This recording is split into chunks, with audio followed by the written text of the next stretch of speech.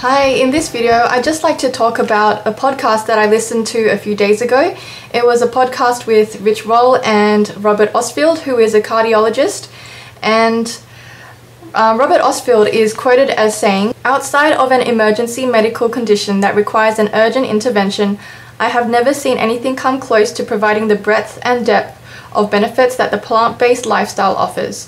So I'll go through a few points that I took note of, and I do encourage you to check out the whole podcast because obviously Robert Ostfeld would explain these things much better than I do, but hopefully you'll still get something out of my summary. One of the things that Robert Ostfeld mentioned that I found really interesting was his experience and research that led him to believe that a fully plant-based diet is much more effective for reversal of heart disease than a Mediterranean diet, which would still include oils and some animal foods. Rich Roll and Robert Ostfeld started talking about the China study as well. What about those people who follow Denise Minger? Is it really plant-based that is the most effective, or can we be paleo and still reverse heart disease? And what Robert was saying is that even though the China study might have its flaws being an epidemiological study where we can't just infer that animal foods cause disease because there's so many other factors involved. Even though every study has its flaw, we can still learn something from it. And in his own experience as a cardiologist and through his own research, looking at observational and cohort studies, he has found that a purely plant-based diet has much more profound benefits than anything else out there. One of the studies that he referenced in the interview with Rich Roll was Esselstyn's latest study, where he found that only one patient would have an event, and this would be a 0.6% event rate for people who had heart disease, and they were followed over 3 to 4 years. He also mentioned another study which was comparing the results of the Mediterranean diet in Spain.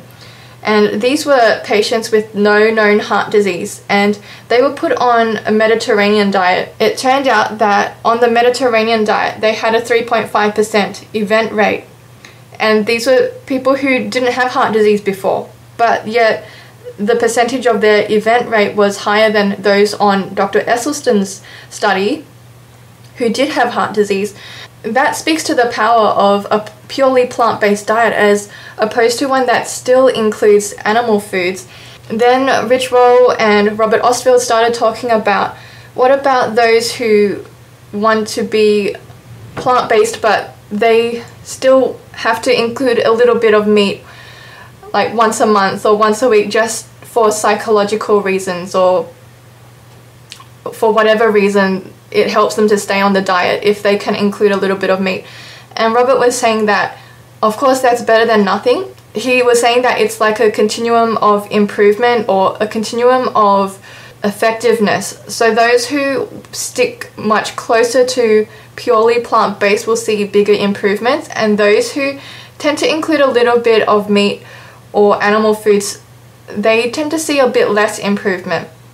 So Robert still promotes purely plant-based, but he does understand if there's people who need some meat or some animal food just to stay on track. So that's his opinion on that. So definitely something is better than nothing.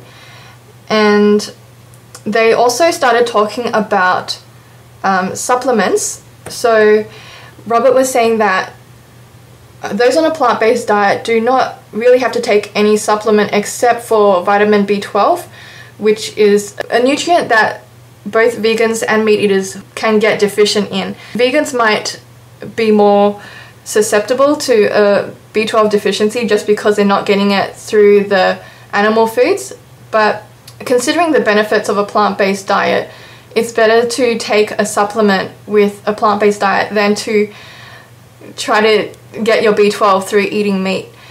And they also talked about omega-3s, and Robert was saying that those who want to take omega-3s can if they really want to. He can recommend some algae-based supplements that have EPA and DHA in them that may have benefits for the brain and the heart, but they're not really necessary for someone who is already on a plant-based diet, low in oils and low in fat. It's not really necessary, but people can take it if they feel more confident in doing that than leaving it out. They also talked about the paleo diet. Robert was saying that paleo in a way is good because actually it's mostly plant-based, but the paleo people, depending on where you get your advice from, they tend to also include animal foods as well. They include things like bone broths and grass-fed meat and wild-caught salmon. They might include eggs. They might include butter. So in addition to being plant-based, higher in fruits and vegetables, they also have these other foods, and they cut out the processed foods, the refined carbohydrates and the sugar, and people would see improvement from that. But in Robert's experience as a cardiologist, it's just if you become more plant-based, you're going to see improvement.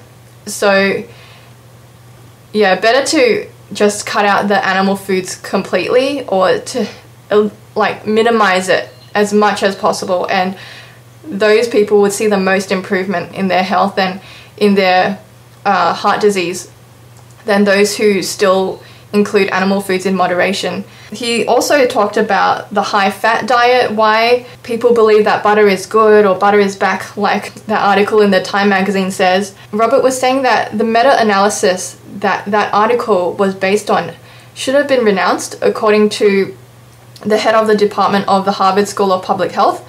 But that meta-analysis has never been renounced, and we still have this misinformation out there that people tend to believe, and it might be because they find comfort in believing that butter is good and saturated fat isn't bad, and maybe it isn't, but then saturated fat is found in mostly animal foods. So to say that saturated fat isn't bad and then to say that cheese isn't bad is a different thing altogether. Or to say that saturated fat isn't bad but then butter is good.